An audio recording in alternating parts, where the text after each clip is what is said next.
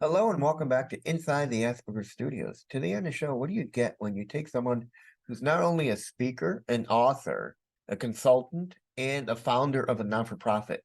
You get my next guest, that's who. So sit back, relax, and grab your favorite beverage, and I'll see you on the other side.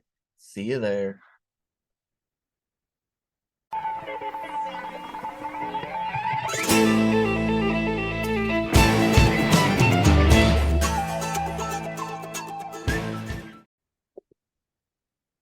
Hello and welcome back to another episode of Inside the Asperger Studios. Today I'm joined with Sara Bradford. Welcome to the show, Sara. Thank you so much for having me. It is a pleasure to be here, and I'm excited to learn more about you, and you'll learn more about me. All right, let's start off with a question I ask everybody on the show. So tell me about yourself. Yeah, I am a mother of two, first off, a wife.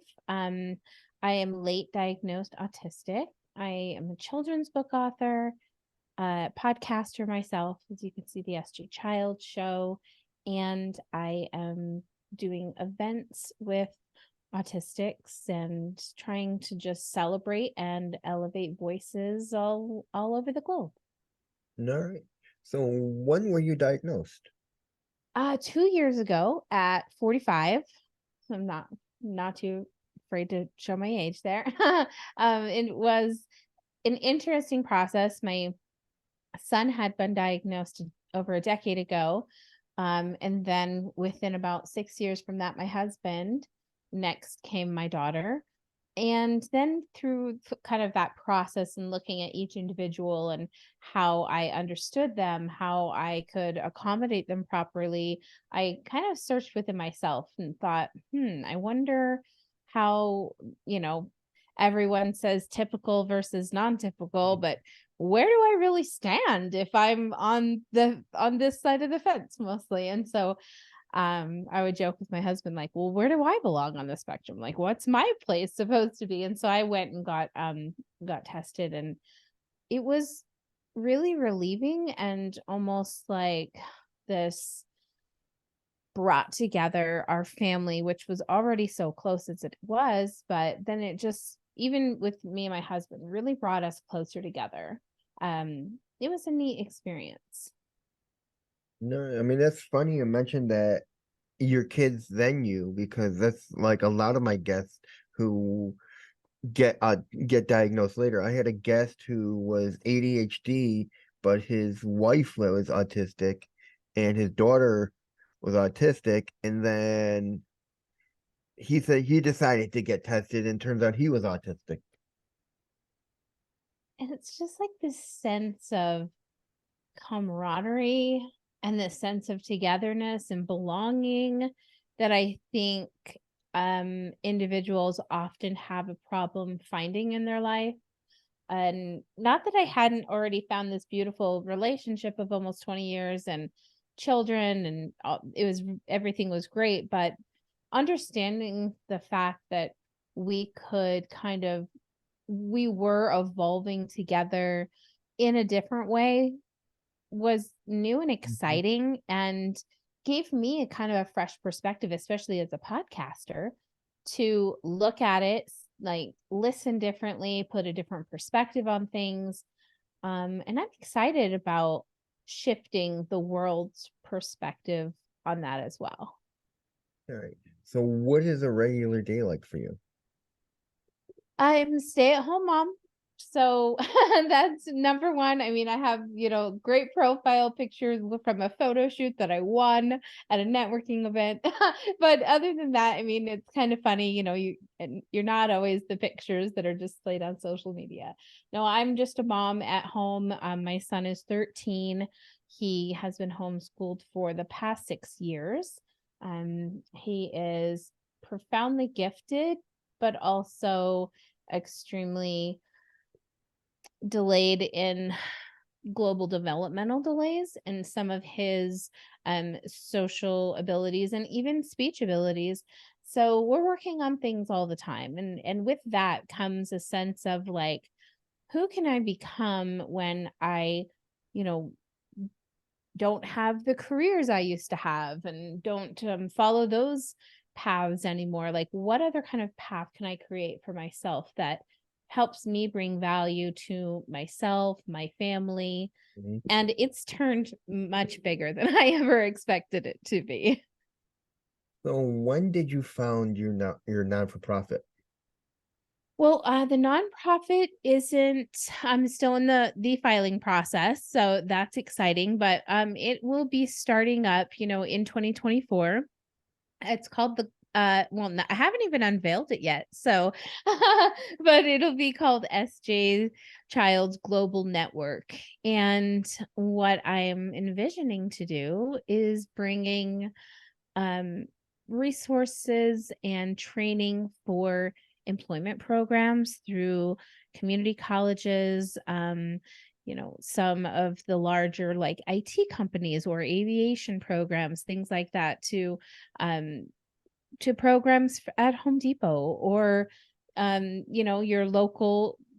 There's so many different kind of ideas, I suppose you could say, or trades, and um, that we want to help provide our local community in Salt Lake City, Utah, so that our son only, he's only 13 now, but that's not far away from the employment age. And I want him to have a chance at having a successful and meaningful life himself. And I don't think at this point he understands that he's in the basement on, in his room or whatever, as a bad thing. I don't It's not a bad thing, but I want him to have more than that. And he has this abilities that are beyond any human I've ever known. And I don't want those to go just overlooked and unseen. And I want the world and himself to be able to have a chance to share that. Yeah.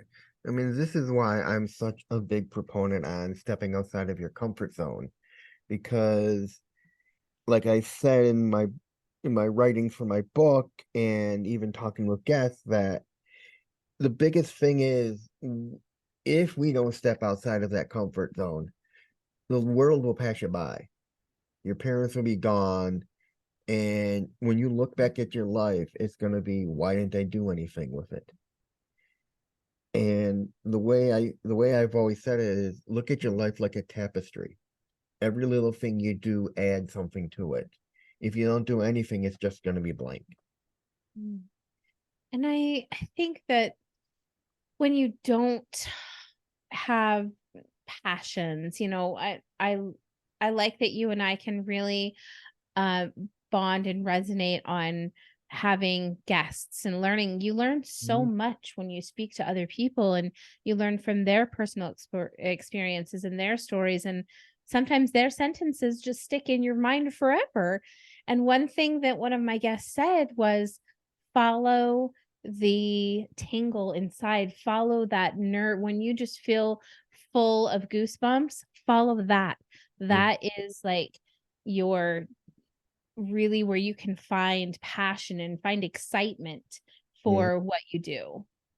One of my guests turned up became one of my good friends, and he said, "Do something if you can find a job, do something that you love and keep doing it until someone approaches you to do what you love." Yeah. And especially there's so much in social media, so many opportunities to be seen and to be able to show up in your own unique way in the world, however that might look. When I started writing children's books and I had the desire to really teach my children about one another, and then it was like teach the neighbor kids about my kids, maybe I'll teach their class about my kids. Okay, well, maybe I should go to Amazon and put these up, and teach the world about my kids and their kids and so on and so forth. And I think that we draw our legacies from following those passions, and it's turned into just something so meaningful and valuable that I can share with thousands. And that's so true. When speaking of podcasts, when did you start yours? 2 years ago in March, so it's been 2.5 years, I suppose now. And oh my gosh, when I look back and think like, how have I completed about 260 interviews in Wow. that time frame? I get a little overzealous when I jump into projects and am an overdoer of things sometimes. But with that also, I think puts me a step above for success over people who just take it one episode at a time. Like I had 25 episodes banked in my, my thing. Now I'm still putting them out, which probably is more frustrating for the guests to get their episodes, but for the most part, the the ability to hear from my listeners and from my audience that it has made a difference, that it is something that they look forward to, that, the woman who gets up and goes jogging and puts her earphones in and listens to the SG Child show, like, what? How did that even happen? Sometimes I am astounded at the amazing stories, and especially, from parents or siblings who reach out and just say, thank you for helping me look at things in a more positive way for the individual that I love. Um, I'm always so happy to hear those things. And I mean, tell me about it. I mean, you learn so much from our guests. That, I mean, you and we learn not just from our guests, but we gain from our guests as well. Meaning, So for much. those of us who are autistic and have trouble with socialization, it teaches us how to socialize. We learn how to talk. We learn how to ask the right questions. We learn how to be a listener to our guests. I mean, I've had so many guests all tell me that I'm a great interviewer, and as I'm asking questions, I always hear, that's a good question. Yeah. And Yeah. that It means so much. validates It so much, validates doesn't you, it? yeah. And then when you start getting feedback on your shows, I don't get many feedbacks on the audio, but on the YouTube end, when I put up my videos, it's like, oh my God, there's nothing but positive comments. I love And that. And it's a feel good. yeah, I think it's opposite of mine. I think I've gotten more in my audio than less on my video. And maybe I'm just looking comparing myself to my brilliant, husband and kids who have like 5,000 subscribers, and I'm like, go hunt 230, kind of a And thing, you're like me. and trying to cheer myself on over Well, here. you're like me. I mean, I have like 15 audio, like 200 and some odd video, and I'm like, wow. Yeah, and And the audio for me has gone amazing. I think I'm almost at about 15,000 downloads so far. What oh, the heck? wow. How did How that did you? many people listen to me talk to someone, I right? mean, you're better than me. I'm only at like, well, you've probably started before me. Yeah, I'm probably only just been at, up and running. what am I at? I'm at 5,000 downloads, Yeah, 6,000 downloads. it's amazing. If Just I'm at 15,000, I think. it's I'm not crazy. sure what I'm at, but it just blows your mind the number of people that Yeah. it doesn't matter how long they listen to the show. It just matters that they hit the play button. Yep, exactly. Isn't that the truth? And, and I went to my first conference, and it's just the amount of people when they ask me what I do, and I say, "Oh, I am like the only autism. I am a autism and ADHD podcaster." And you're like, "Oh, good for you. You're putting out the right message. You should be Mhm. so proud of yourself." And I was like the Yeah. only one there in that topic. It's usually the case. I completely agree with you. When I join a lot of groups, a lot of networking groups or business groups, it's generally yeah, sorry, I have a little bit of yelling going on out in the hallway. But it's usually the same thing, is that people are like, "Oh my gosh, really? A podcast about autism?" And then I tell them, "Yeah, and I, was diagnosed just a couple of years ago." And people are always like, Well, "What?" So it's I've an interesting dynamic to have. I've been on that same thing. I was diagnosed officially in my 50s. And it's like people actually want to listen to me, and it just blows your mind. Yeah, sorry, I was trying to diffuse something while you were talking No there problem. as quietly as possible. Did But when I started podcasting, I was going on for the books and like bringing my children's books on and talking about them. But I was so nervous, obviously, to be on camera, to, speak and just do all of that, even though I had this desire to do that. But what I did find was something I didn't expect to find. And that was the ponytail sweatpants mom that had been taking in too many episodes of Love Island for too many hours a day, was finally feeling like, okay, I like this. I like to get up. I like to get ready. I like to feel good about myself.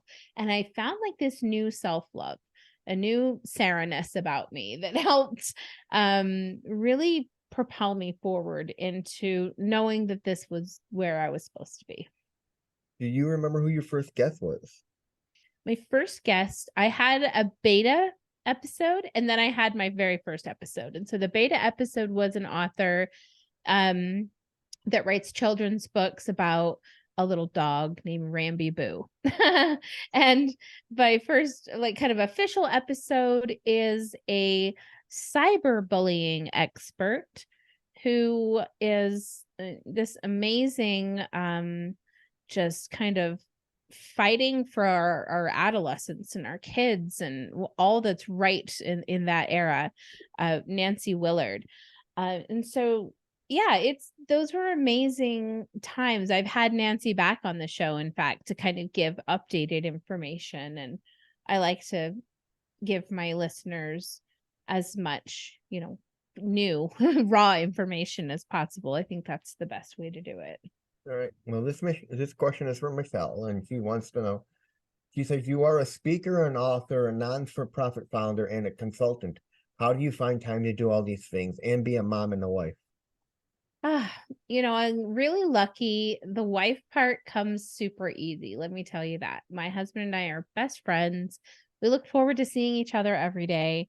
So I think that is like I wake up and I want to do nice things for him and him the same for me. So it makes our relationship really, really seamlessly easy.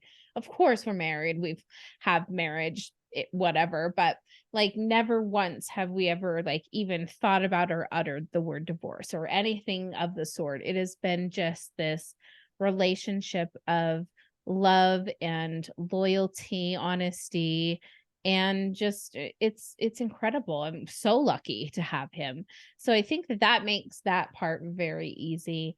I always wanted to be a mom ever since I can ever remember. I was an only child of divorced parents who lived in opposite states from one another. And there is nothing I could ever wanted more than to have complete, like, oneness or completeness, family, something that I felt like I was a part of and not just on my own.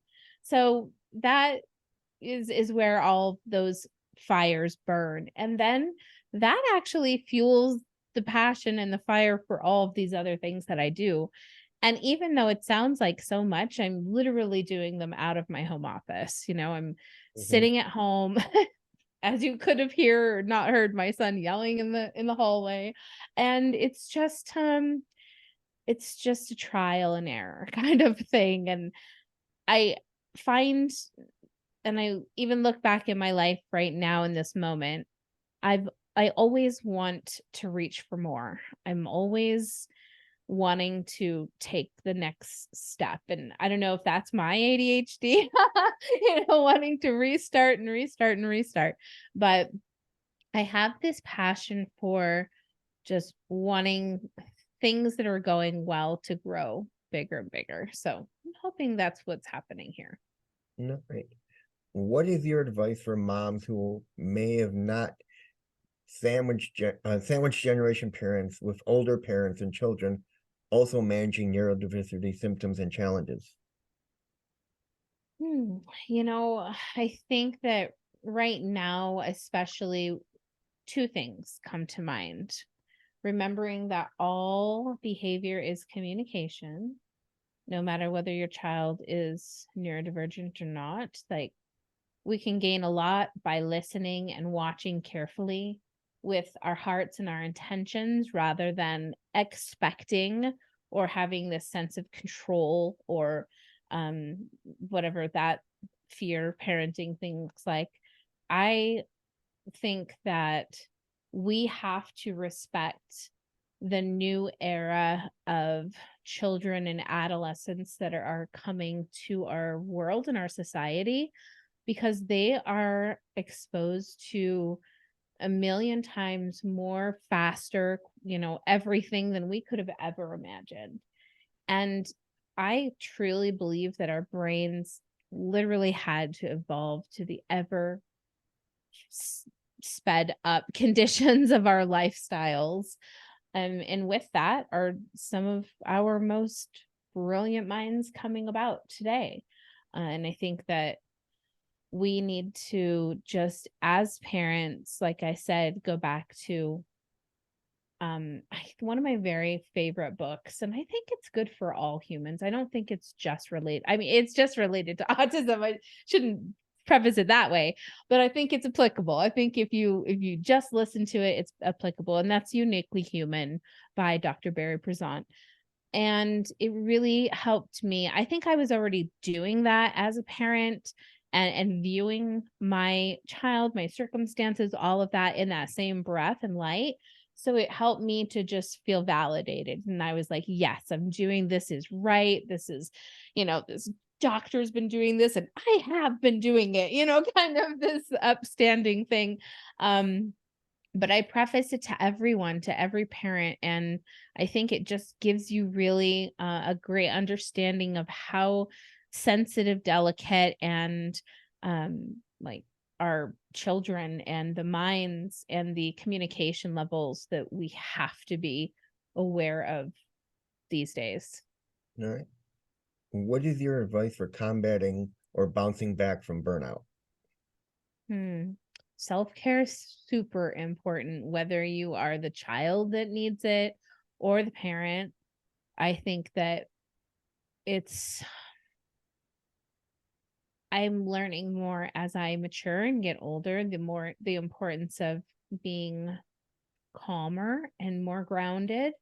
And I think that when I had to start teaching my young 4-year-old at the time breathing exercises for him not to hurt himself, it really made the whole family kind of embrace it. We'll just all take this time to be calm and to be really gentle and settled. And I don't know if it helps, but we have classical music running 24 hours a day in our home. And it's just like you go by one room and it's soothing and it's soft and it's, even when it's Halloween time, it's exciting or whatever, it just is this, I guess, be aware of the energy that you're putting out, because it comes back to you, whether it is you being good and it coming back to you good, or vice versa, on that. So it's you have to be aware of those things. All right.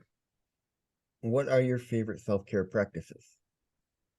Um, I think that they've morphed and changed over the years. I used to really love like walking or spending time with my dog. But sometimes now it's as simple as, and I know this may be because I'm a stay-at-home mom, but sometimes even as like doing the dishes where I'm just by myself, my hands are in the warm water. I'm just like watching a show that I like, and I'm just disconnected from all of the things I have to do and what's next. And I'm just there, like in the moment doing it. I think that that's important. I think that for women, it's important to also listen to yourself and your intuition, and just take a day to lay in bed or to sit on the couch and not worry about all of the matters of the things. Because I think when we, like you said, when we go into burnout, we not only affect it doesn't only affect us, but it affects others and those close to us. And that is something we're trying to learn as parents of two autists ourselves, how do we create space for them in their time of burnout or masking after our daughter's masked, for 24 hours and she's just done doing things? Well, our new thing is that we've kind of learned listening from others, um, letting her sit in the car by herself, listening to her music just in her own space of complete autonomy and privacy. And I think it's really important that we teach our kids that they should take that time for themselves, but also take it for ourselves so that they can see us doing that and model that good behavior. All right. What is your advice for late diagnosed adults looking to figure out how to manage their loves in a more sustainable way? Mhm. That's that's a tricky and very good question. um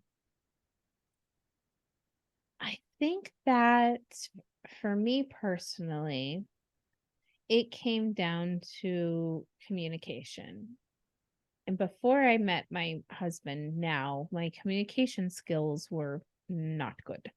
And it had come from a lifetime of being in a family who yelled at each other and, we got grounded or smacked in the face or all of these things that happened.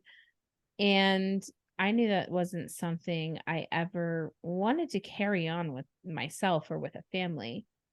But like, how do you even start to teach yourself that kind of trickiness to come down? And so I think that really looking at I myself I'm not religious, but I am very spiritual. So I believe in making a positive space for someone to come into. So if you're single and you have a closet full of baseball cards and, old clothes and everything, well, where is somebody going to fit into your life? But Mm-hmm. if you like mentally make space for someone, you're again drawing that energy back to you to possibly somehow, might sound a little mystical, but I think that it also provides you kind of once you start doing actions to move in a specific direction, life usually takes you in that direction. All right. Now we're going to change the questions a little bit. What do you think of the word neurodistinct over neurodivergent?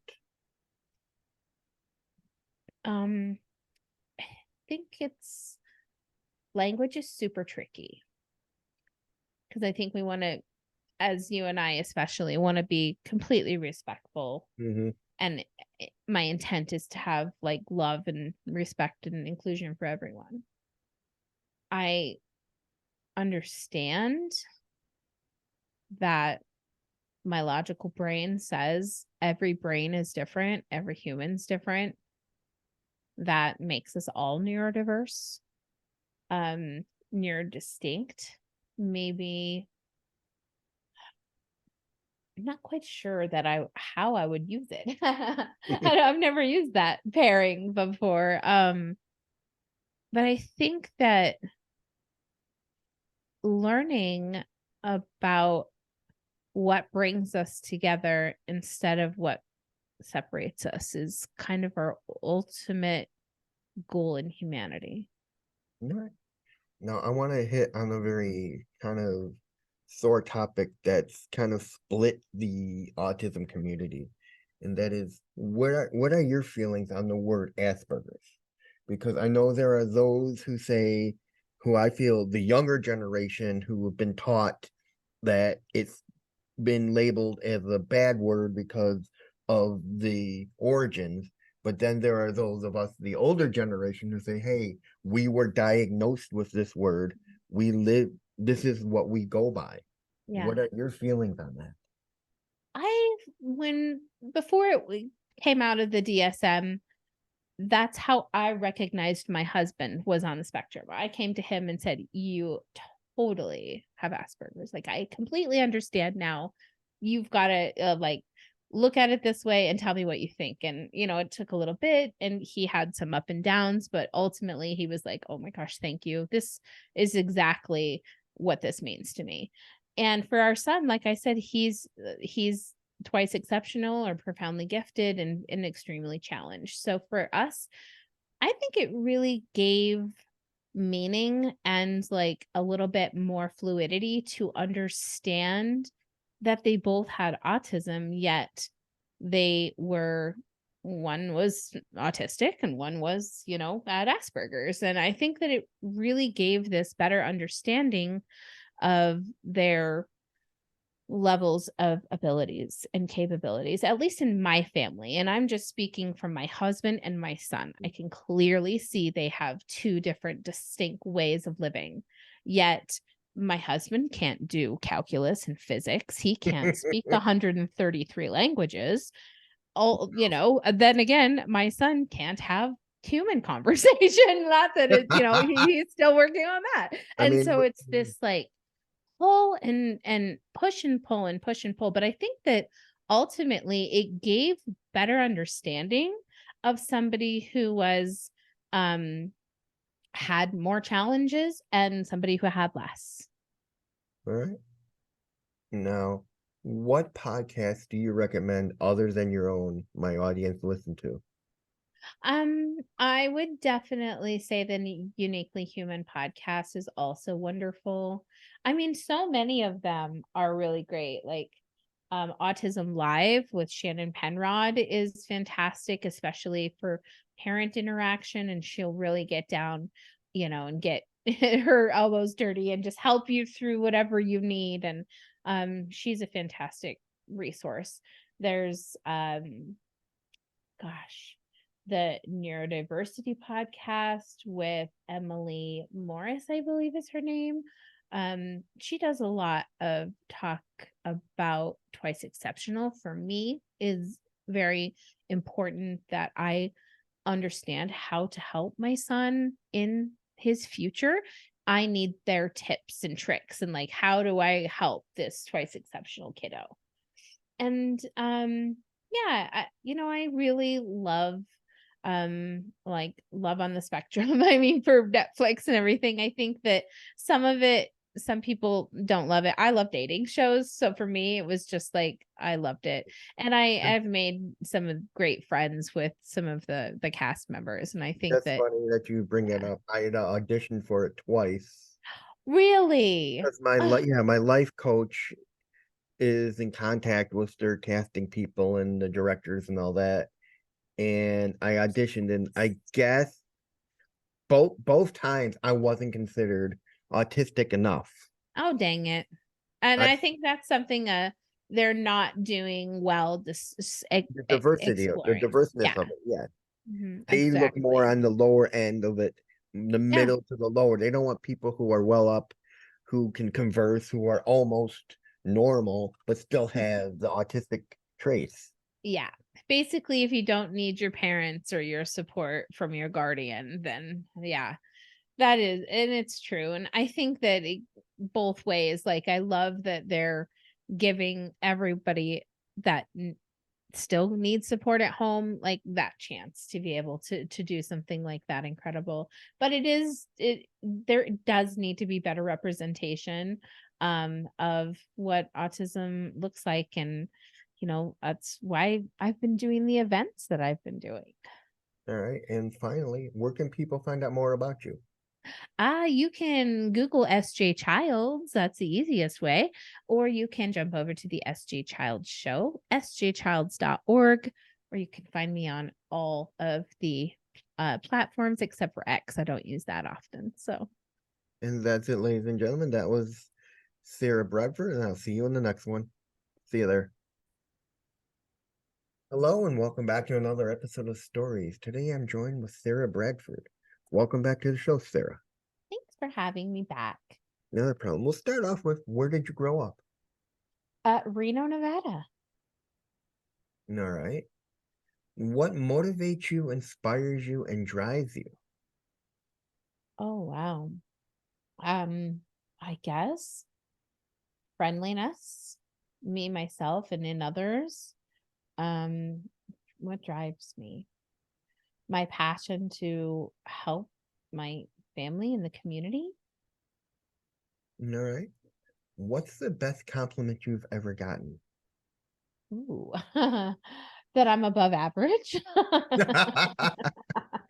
right. What's your biggest failure and what did you learn from that experience?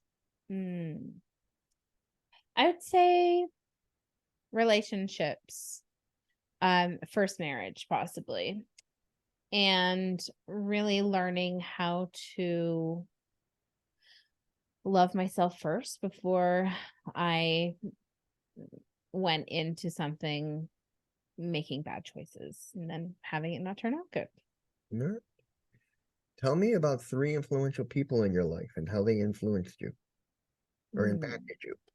yeah, let's see. I mean, my dad, I would have to say, is number one. He was an F-4 pilot. He was the commander of the Reno Air National Guard, and he is a retired major general. So ultimately, he is like my number one hero. He stood for so much, so much.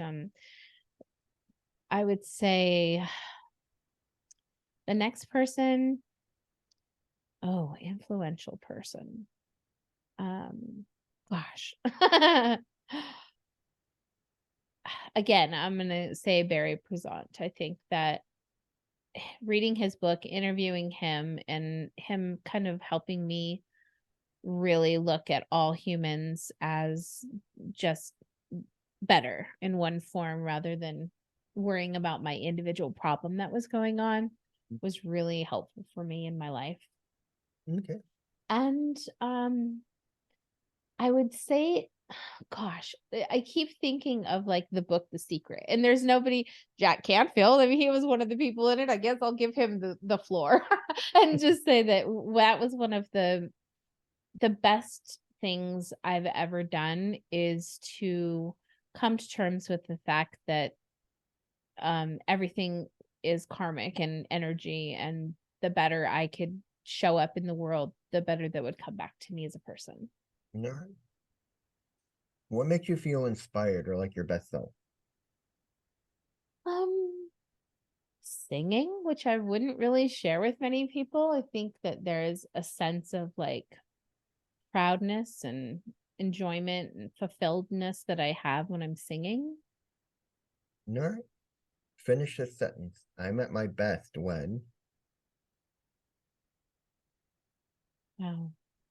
I'm filling my cup as well as those around me. All right. If you can turn back time and talk to your 18-year-old self, what would you tell her about where you are now in time? Hmm. Um, Gosh, that's a great question. That's tricky. I would say that you were never alone and you'll never be alone in the future, no matter like the circumstances. There's so many in the amazing community, just my family. Like it was always a fear, but it never really came true. All right. If you can have a billboard with anything on it, what would it be and why? Oh, I would say probably the all behavior is communication. So try looking and listening instead of reacting. Okay. What do you think the world will look like in 5 years? Scary. um, in 5 years, I don't know how much it will have changed, unfortunately, but I hope in my own family and my own life that we have been able to make some progress on the nonprofit, maybe. All right. What's your favorite subject in school? English and writing was always my favorite. All right. Would you consider yourself an introvert or an extrovert? Or a little A bit of super extrovert. both? All right. If you could be remembered for one thing, what would it be and why? Kindness, I would say, because I think that it I want people to feel safe. when they know me. And I think that's the ultimate gift you can give someone. All right. And tell me about where you are now in life. I am CEO of my consulting business, a nonprofit founder, author of children's books, but I think most importantly, a wife of now 20 years and a mother of two kiddos. I plan to be there and support for as long as I can. And now we are at the part of the show where everyone wants to hear the questions. But I want to remind people, please share this episode, like it, and click that little bell in the bottom, and let's get going.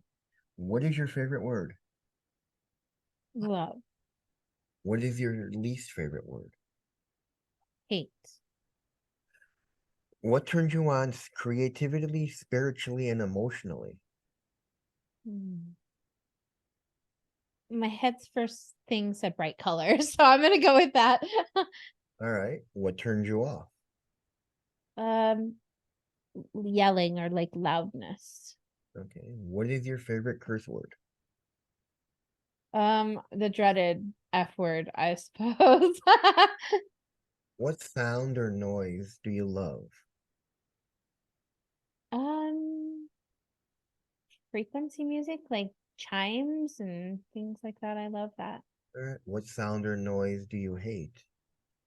The grinding of metal, like a trash can All or right. What's your favorite color? something. Yellow. What's your least favorite color? Brown. All right. What profession other than your own would you like to attempt? Hmm. Gosh. Um, what would I? Maybe if I could have a chance, I would like to be a pilot. All right. What profession would you not like to do? My mom's a nurse. I could not do that. All right. If heaven exists, what would you like to hear God say when you arrive at the pearly gates? You did right. All right. When you arrive at heaven, who would you like to meet? Um, my grandparents, I would want to see them. All right. What books do you recommend my audience read? Uniquely human for sure. Chatterbox is a great one from Martin Slingstad. And there are some other ones, but I can't think of the authors right now. All right. And finally, where can people find out more about you on the web? Yeah, sgchilds.org, or you can just Google SG Childs and find a lot about me there. And that's it. That was Sara Bradford. And I'll see you in the next one, everyone. See you there.